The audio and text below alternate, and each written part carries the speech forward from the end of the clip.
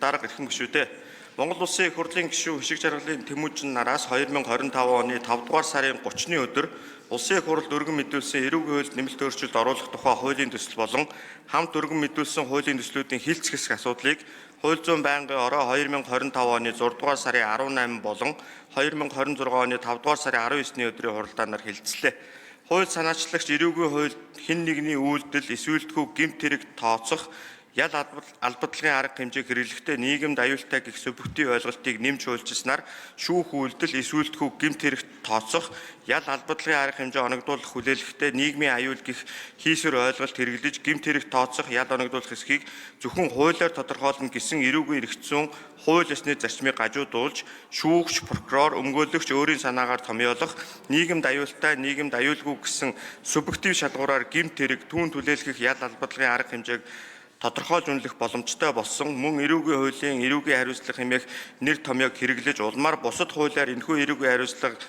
хэмээх ухагтгууныг үндэслэл болгож нийгмийн харилцааг зохицуулсан Монгол Улсын үндсэн хуулийн 1-р зүйлийн 2 дахь хэсэг заасан шударга ёсны зарчим түүнийг эрүүгүүл нэг гэмт хэрэгт нэг удаа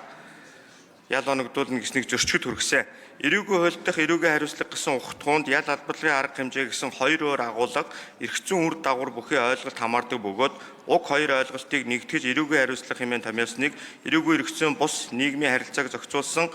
хуульд иш татан хэрэглэж ял шийтгүүлээгүй болон шүүх ял шийтгэх шаардлагагүй гэмтэргийн шинжтэй үйлдэл эсвэл боловч түүний улмаас үүссэн үр дагавар нь ялимгүй улмаас шүүх ял оногдуулахгүй эрүүгийн хууль заасан албадлагын арга хэмжээ хэрэгжсэнийг хамааруулсан нь хүний эрхийг дордуулж байгаа зэрэг асуудлыг үүссэн байх тул Монгол Улсын эрүүгийн хуулийн нийгэмд аюултай байдал, нийгмийн аюулгүй шин чанар гэсэн ойлголтыг хасаж, эрүүгийн хариуцлага гэх ойлголтыг наривчлан ял албадлагын арга хэмжээ хэмээн ялгаж, бусад хуулиар зохицуулах, нийгмийн харилцаанд үзүүлэх, эрх зүйн үр дагаврыг зөвхөн эрүүгийн ял хэмээн ойлголтод хамааруулж хэрэглэх зохицуултыг тусгаж хуулийн төслийг боловсруулжээ.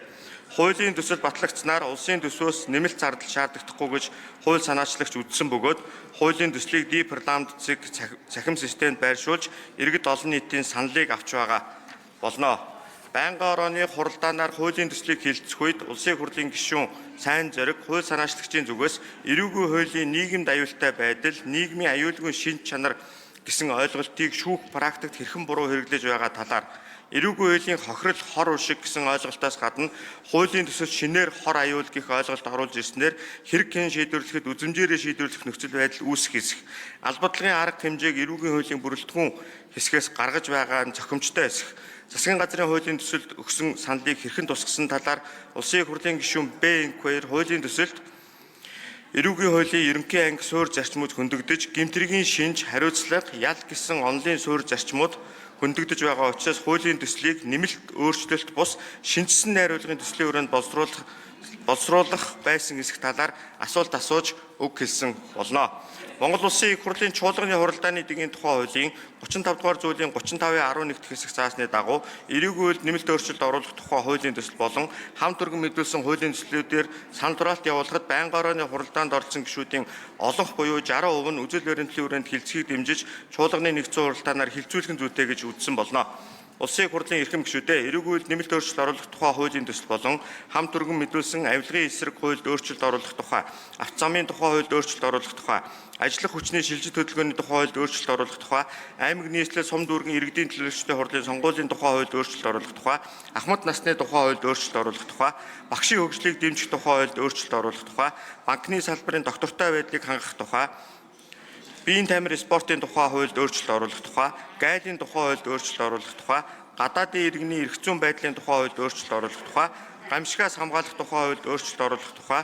гэрч хохирогчийг хамгаалах тухай хуульд өөрчлөлт оруулах тухай, гүйцэтгэх ажиллагааны тухай хуульд өөрчлөлт оруулах тухай, захиргааны ерөнхий хуульд өөрчлөлт оруулах тухай, зээлийн мэдээллийн тухай хуульд өөрчлөлт оруулах тухай, мал амьтны эрүүл мэндийн тухай хуульд өөрчлөлт оруулах тухай, Монгол Улсын ерөнхийлөгчийн сонгуулийн тухай хуульд өөрчлөлт оруулах тухай,